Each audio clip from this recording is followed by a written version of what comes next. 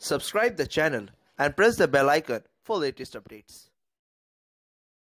Philosophy general নিয়ে যারা পড়ছো সেমিস্টার 3 তে তোমাদের যে কোশ্চেন পেপার সেই কোশ্চেন পেপারে কি ধরনের কোশ্চেন আসে সেইটা নিয়ে আমি কদিন ধরে ক্লাস নিচ্ছি।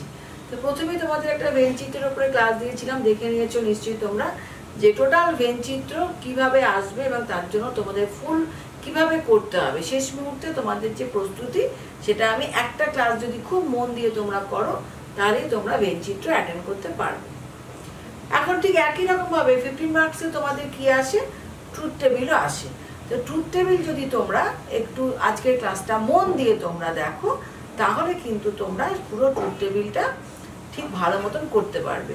ভেন চিত্রে যেমন বৈধতা বিচার আসে, ট্রুথ টেবিলেও ঠিক একই রকম ভাবে বৈধতা বিচার আসবে। 2021 সালের এই কোশ্চেন পেপার দেখে আমি তোমাদেরকে সলভ করিয়ে দিচ্ছি যাতে তোমাদের বুঝতে সুবিধা হয়, কারণ যেহেতু তোমরা 23 সালে পরীক্ষা দেবে 2021-এরটা তোমাদের দরকার হবে। তা এখন অবধি যারা তোমরা এখনো চ্যানেলে সাবস্ক্রাইব করোনি তারা অবশ্যই সাবস্ক্রাইব করে রাখো, তার কারণ পরপর যে ক্লাসগুলো এখন আমি দেবো 5 মার্কস এবং এমসিকিউ এর সেগুলো যাই তোমরা খুব তাড়াতাড়ি দেখতে পারো, কারণ অনেক রকম ক্লাসের মধ্যে নিজেদের কোনটা দরকার সেইটা তো সবসময় দেখা হয়ে ওঠে না। তো সেক্ষেত্রে তোমরা যদি সাবস্ক্রাইব করে ফেলো তাহলে তোমরা পরপর ক্লাসগুলোকে পেয়ে যাবে এবং খুব সহজেই তোমরা সেগুলোকে বুঝতে পারবে। তো এখন দেখো একটা যে ট্রুথ টেবিল করতে গেলে বেসিক কিছু কনসেপ্ট তোমার থাকা দরকার ট্রুথ টেবিলে, সেটা না থাকলে কিন্তু তুমি ট্রুথ টেবিলের বৈধতা বিচার ডিরেক্ট করতে পারবে না। প্রথমেই আমি যেভাবে করাচ্ছি যে যারা এতদিন লজিক করোনি শেষ মুহূর্তে কোনটুকু করলে তুমি অ্যাটেন্ড করতে পারবে এবং কমন পাবে, তার কারণ হচ্ছে নোটস থাকে এবং লজিক থাকে। আগের ক্লাসেই আমি তোমাদেরকে বলেছি নোটস থাকবে এবং লজিক থাকবে, কাজে যদি লজিকটা করতে পারো তাহলে অফকোর্স নাম্বারটা পুরো স্কোরিং হবে। কাজে চেষ্টা করো ক্লাসটা খুব মন দিয়ে করার। 2021 সালের কোশ্চেন পেপার যদি দেখে থাকো তাহলে দেখবে যে প্রথমেই সত্য সারণী বৈধতা বিচারের প্রথম যেটা রয়েছে সেটাই আমি আজকে কিন্তু বোর্ডে নিয়েছি। তো এখানে এইটা করতে গেলে তোমাকে প্রথমে আগে ট্রুথ টেবিলের কিছু বেসিক জিনিস জানতে হবে। তার যে সাইনগুলো আছে কি কি আছে দেখো, আমাদের আণবিক বাক্য আছে পি কিউ আর এস, আর কি আছে, আর আছে আমাদের সাইন ডট ভেল কার্ল হর্ষু ট্রিপল বার, এই প্রত্যেকটা তোমাকে জানতে হবে। এই পি কিউ আর এস এবং এই সাইনগুলো দিয়ে এক একটা বচন তৈরি হয়েছে। তাহলে আমি একটা চার্টের মাধ্যমে তোমাদেরকে দেখিয়ে দিই যে তোমরা কিভাবে করবে।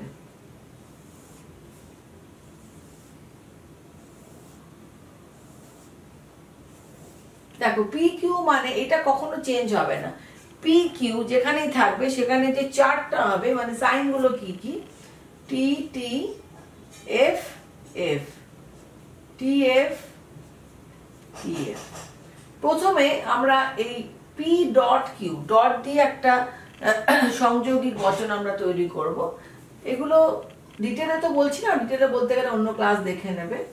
পি ডট কিউ, ডটের ফাংশনটা কি হয়, কখন ট্রু হয় কখন ফলস হয়। ডটে কি হয়, টি তে টি হয় আর সব এফ, এভাবে মনে রাখবে। ডটের ক্ষেত্রে টি তে টি হবে আর সব এফ।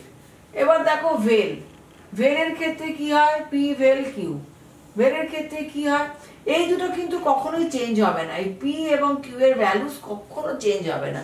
ভেলে কি হয়, এফ এফ এ এফ, এটা মনে রাখবে আর সব টি, জাস্ট অপোজিট। ডটে কি মনে রাখবে, টি তে টি সব এফ, ভেলের ক্ষেত্রে মনে রাখবে এফ এফ এ এফ আর সব টি। এখন এই ইমপ্লাইজ মানে হর্ষু, এটার ক্ষেত্রে কিরকম হবে, পি হর্ষু কিউ, এটাতে টি এফ এফ, এটা মনে রাখবে আর সব টি। একটা করে কন্ডিশন শুধু মনে রাখবে, ডটের ক্ষেত্রে মনে রাখবে টি তে টি আর সব এফ, ভেলের ক্ষেত্রে মনে রাখবে এফ এফ এ এফ আর সব টি, ইমপ্লাইজ এর ক্ষেত্রে মনে রাখবে টি এফ এ এফ আর সব টি। ঠিক আছে, এইটুকু মনে রাখলে তোমার ট্রুথ টেবিলে কোনো অসুবিধা হবে না। এগুলো আমি তোমাদের খুব শর্টে টেকনিক্যালি শেখাচ্ছি যাতে যারা এতদিন একদম করনি, ডিটেলে যদি তোমরা শিখতে চাও তাহলে তো অনেক ক্লাস দেওয়া আছে, ট্রুথ টেবিলের প্লে লিস্টে গেলেই তুমি পরপর স্টেপে স্টেপে শিখতে পারবে। যারা একদমই করনি ভাবছো অন্তত একটু শিখে যাই, যদি কিছু করতে পারি তাদের চিন্তা করে কিন্তু আমি এই ক্লাসটা নিচ্ছি। ট্রিপল বারের ক্ষেত্রে কিরকম হয় দেখো, ট্রিপল বার মানে হচ্ছে সমমান, মানে সমান। তাই দেখো এখানে টি তে টি, এটা সমান, আর এফ এ টি। তাহলে এই দুটো মাথায় রাখবে, টি তে টি আর এফ এ টি, আর দুটোই হচ্ছে এফ।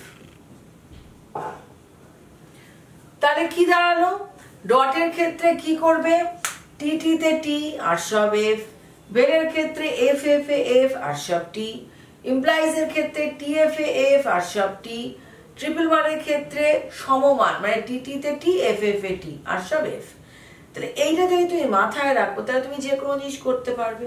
আর কার্ল হচ্ছে অলওয়েজ অপোজিট। কিরকম থাকে, ধরো পি আছে, পি যদি টি হয় তাহলে কার্ল পি কি হয়ে যাবে, এফ। আবার পি যদি এফ হয় তাহলে কার্ল পি হয়ে যাবে টি, মানে কার্ল হচ্ছে অপোজিট। তাহলে আমরা খুব সহজেই দেখে নিলাম যে আমাদের যে পাঁচটা সাইন আছে, পাঁচটা সাইনের ট্রুথ ভ্যালুস গুলো কি কি, প্রত্যেকটা ট্রুথ ভ্যালুস তাহলে তোমার জানা হলো। তাহলে আমাদের এই যে পি কিউ আর এস আর এই যে রয়েছে, এটা আমাদের কোনটার কি ভ্যালুস সেটা আমরা জানলাম। এখন ধরো বৈধতার বিচার করতে গেলে পি কিউ আর থাকতে পারে, পি কিউ আর এস থাকতে পারে। তুমি মাথায় রাখবে যদি পি আর কিউ থাকে তাহলে কটা সারি হবে, চারটে সারি। খুব এগুলো মানে খুব মানে টেকনিক্যালি শেখাচ্ছি তো। পি আর কিউ থাকলে চারটে সারি হবে, পি কিউ আর থাকলে আটটা সারি হবে, পি কিউ আর এস থাকলে 16টা সারি হবে। এখন আমি তো বলে দিলাম, তুমিও হয়তো মুখস্থ করে নিলে, কিন্তু এটার একটা ফর্মুলা আছে। কিভাবে করে না, একটা ফর্মুলা হচ্ছে 2 টু দি পাওয়ার n, এটা হচ্ছে একটা ফর্মুলা। এই মানে এই ফর্মুলার দ্বারা আমরা এগুলো করি। n মানে কি, যতগুলো আণবিক বাক্য আছে সেটা এখানে যদি আমরা পুট করি দেখো এটাই পাবো। এখানে দুটো আছে পি আর কিউ, তাহলে 2 টু দি পাওয়ার 2 মানে 2 দুগুণে 4। এখানে পি কিউ আর তিনটে আছে, তিনটে মানে 2 টু দি পাওয়ার 3 মানে 2 ইন্টু 2 ইন্টু 2 মানে 2 দুগুণে 4, 4 দুগুণে 8, তাই জন্য 8টা হচ্ছে। পি কিউ আর এস মানে চারটে, 2 টু দি পাওয়ার 4, 4 মানে কি 2 ইন্টু 2 ইন্টু 2 ইন্টু 2, তার মানে 2 দুগুণে 4, 4 দুগুণে 8, 8 দুগুণে 16, তাই জন্য 16টা হয়েছে। বোঝা গেল? তাহলে যে যুক্তিতে পি আর কিউ থাকবে সেখানে আমরা চারটে সারি করব, যে যুক্তিতে পি কিউ আর থাকবে সেখানে আমরা 8টা সারি করব, যে যুক্তিতে পি কিউ আর এস থাকবে সেখানে আমরা 16টা সারি করব। তাহলে আমরা কি শিখলাম, প্রথমে শিখলাম ট্রুথ ভ্যালুস, কার কি ট্রুথ ভ্যালুস হবে, কোনটাতে টি হবে, কোনটাতে এফ হবে, কটা সাইন থাকবে সেটা দেখলাম।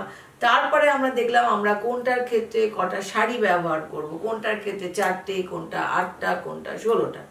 আর যদি আচ্ছা ভ্যালিডিটির ক্ষেত্রে সবসময় পি আর কিউ দিয়েই থাকে, তাই জন্য আর এক্সট্রা কিছু আসবেও না, বলারও কোনো দরকার নেই।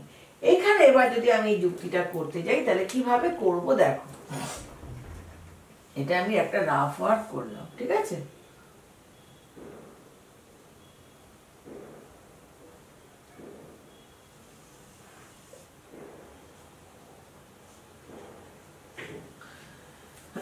সামনেই তোমাদের পরীক্ষা, কাজে তোমাদের বেশি কথা ভালো লাগবে না, খুব চটপট করে দেখো।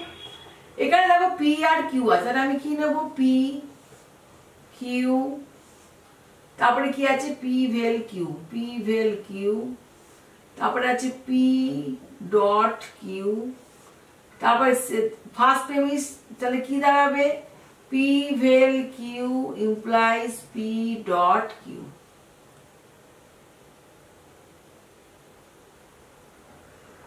এটা হলো ফার্স্ট প্রেমিস, পি ভেল Q implies P dot Q.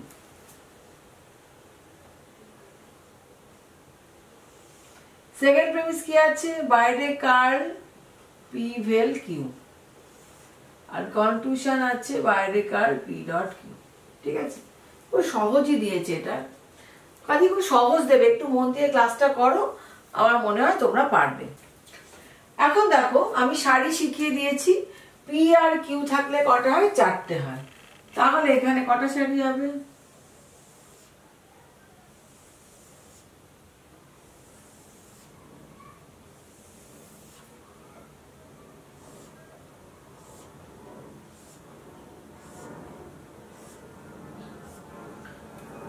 কিভাবে এটা সাজালাম আবার আরেকবার রিপিট করছি। পি কিউ দুজনে আছে নিলাম, ফার্স্ট পার্ট পি ভেল কিউ নিয়েছি, second part P dot Q নিয়েছি, তারপরে এটা হয়ে গেছে প্রেমিস 1, তাহলে পুরোটা একসাথে নিয়েছি, এটা P1 মানে প্রেমিস 1। সেকেন্ড প্রেমিস কি নিয়েছি, কার্ল পি ভেল কিউ, এটা হচ্ছে প্রেমিস 2, আর এটা হচ্ছে কনক্লুশন। তাহলে পি কিউ মানে এবার আমি চারটি সারি, এটা অলওয়েজ আমি বলেছি ইউনিভার্সাল, একই জিনিস হবে। এই দেখো T T F F T F T F, তাহলে এখানেও লিখে দেবো T T F F T F T F, এটা কোনো চেঞ্জ হবে না, সর্ব অবস্থাতে পি আর কিউ এর ভ্যালুস এক থাকবে, কোনো চেঞ্জ হবে না। এখন ভেলে পি ভেল কিউতে কি বলেছি, এফ এফ এ এফ হয় আর সব টি হয়, বসিয়ে দাও। পি ডট কিউতে কি আছে, টি তে টি হয় আর সব এফ হয়, খুব ইজি, কমপ্লিকেটেড ভাববে না, তাহলেই কঠিন লাগবে। এবার দেখো এই যে দুটো পার্ট, মানে এই পার্টটা আর এই পার্ট, এর মধ্যে কিসের কাজ হবে, ইমপ্লাইজ এর কাজ হবে। ইমপ্লাইজ এ কি আছে, টিএফ এ এফ আর সব টি, তো দেখো এখানে টিএফ আছে, এই দেখো দু জায়গায় আছে, টিএফ এ এফ টিএফ এ এফ আর সব টি, চোখ বুঝে বসিয়ে দিলাম, হয়ে গেল। অপোজিট কি আছে, কার্ল পি ভেল কিউ, কার্ল মানে এই যে পি ভেল কিউ এর অপোজিট, তাহলে এটা কি ভেল অপোজিট কি হবে, এফ এফ এফ টি, আর এইটা হচ্ছে পি ডট কিউ এর অপোজিট, তাহলে কি হবে এফ টি টি টি। এখন টেবিল তো হয়ে গেল, এখন আমাকে বার করতে হবে বৈধতা বিচার, বৈধ না অবৈধ। আমি কিভাবে বৈধ অবৈধ বার করব? বৈধ অবৈধ হচ্ছে অবৈধতার নিয়মটা যেখানে জেনে রাখো, ওটাই মনে রাখতে হবে যে আশ্রয় বাক্য সত্য এবং সিদ্ধান্ত মিথ্যা একই লাইনে একই সারিতে যদি এরকম পাও যে আশ্রয় বাক্যগুলো সত্য এবং সিদ্ধান্ত মিথ্যা, তবেই যুক্তটি অবৈধ হবে, নাহলে অন্যথায় সব ক্ষেত্রে বৈধ। এবার দেখো এখানে কি আছে, T F F F F T F F T T T T, তার মানে এখানে এমন কোনো সারি নেই, এইরকম সারি এইরকম, এরাও যদি থাকে তবে ইনভ্যালিড হবে। এইরকম এরকম কি কিছু তুমি পাচ্ছ, এরকম কোথাও নেই, দেখো এইরকম যদি থাকতো তাহলে এটা ইনভ্যালিড হতো, যেহেতু এরকম নেই তাহলে তাই জন্য এটা হচ্ছে ভ্যালিড।